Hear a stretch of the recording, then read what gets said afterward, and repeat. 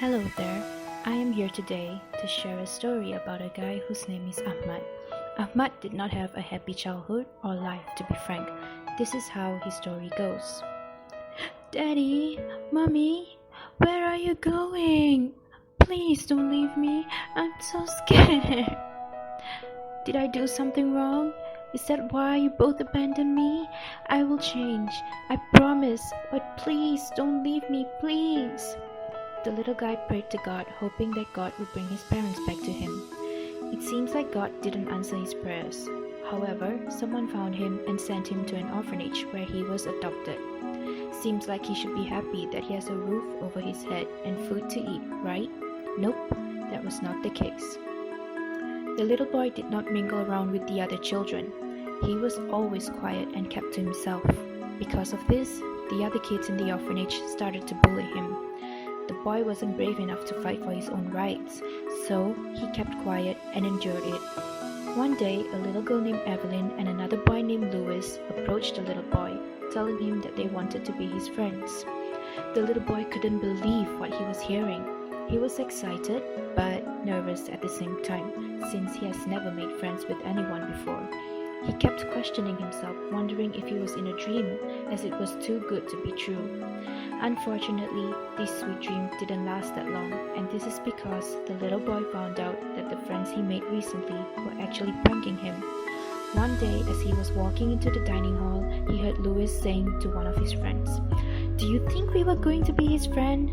No way. We will never, ever make friends with a weirdo like him." All the other kids that surrounded them started to laugh, including Evelyn.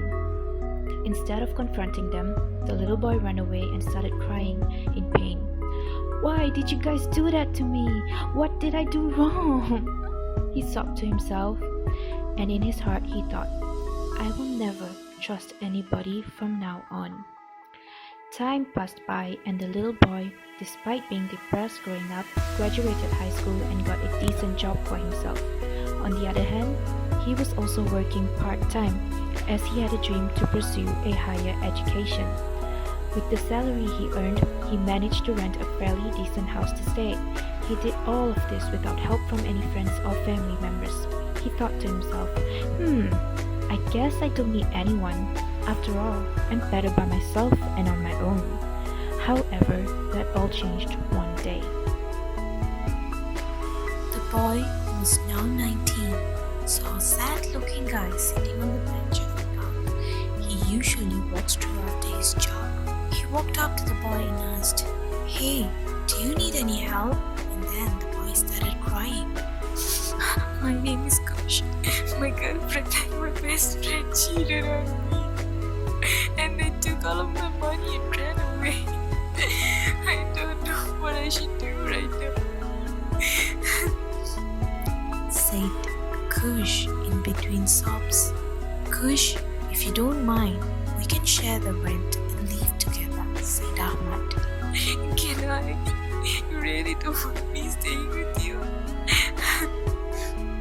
Kush asked. "Sure, you reminded me a lot about myself when I was at your age. I really wanted to help you," said Ahmad. Kush followed Ahmad back to his house and started to settle in with him. Kush told Ahmad that he's the only child in his house and his parents died in an accident 2 years ago, so he quit school and got a job. That is where he met his best friend and ex-girlfriend. They cheated on him. Kush and Ahmad had a great time while staying together. Kush resigned from his previous job because he did not want to face the two people that betrayed him. Thankfully, Ahmad found a job for Kush, which is located in Kuala Lumpur. While all this was unfolding, a virus known as the coronavirus attacked the whole of the world, which started in Wuhan, China. The first confirmed Malaysian COVID-19 coronavirus patient is from Selangor, the 41-year-old man. Kush moved to Kuala Lumpur. At that time, the whole of Malaysia wasn't even under lockdown as there were not many cases yet. But Malaysia is still advised by the government to take precautions like wearing masks and practice social distancing. However, the majority of the Malaysian people took this matter very lightly. Due to the stubbornness of these people, the COVID-19 cases continued to spike up, especially in big cities like Kuala Lumpur. Ahmad was petrified for Kush's safety, hence why he calls him almost every day to remind Kush about the safety measures. But Kush took it very lightly too. Kush went to work without wearing mask every day. One fine day, he came back to his hostel after work feeling unwell. At first, he thought it was just a normal fever.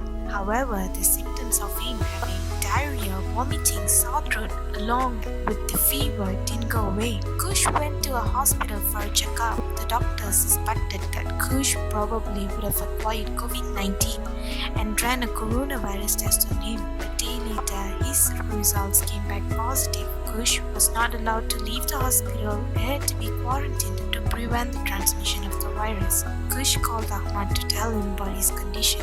Hey bro, I have something important to tell you. I got the coronavirus, said Kush. What? How? Said Ahmad. I didn't listen to you, bro. I didn't wear mask to work, and probably that is why I got the virus, said Kush in an uneasy tone. Kush, I told you about how serious this disease is. You should have listened to me. Don't worry, I will always pray and hope the best for you, Ahmad said, feeling very upset and worried. However, the two friends kept in contact with each other through phone calls until one day Kush breathed his last breath and fell asleep forever, giving up to the disease. Ahmad only found out about this when one of the nurses who helped to clean up after Kush called Ahmad. Ahmad cried his heart out about Kush's death. He felt so helpless at this point. He came up to a point where jumping down from the balcony would give him peace from all of this pain. At that same time, someone rang the doorbell, so he went to answer it. There, standing in front of him, were his parents. With a trembling voice, he said, "Dad, Mom, is that you guys?" His parents straightway hugged him and explained why they left him. Ahmad forgave them. Ahmad was glad to be reunited with them. I guess God has finally answered my prayers of meeting my parents again, he thought. His parents moved in with him and they couldn't be any more happier. By the way, this is my story. I was the boy named Ahmad, and I shared the story so that people can be aware of what is happening right now during this current pandemic. So please follow the guidelines set by the Health Ministry. I hope you take my story as a lesson and take care of yourself.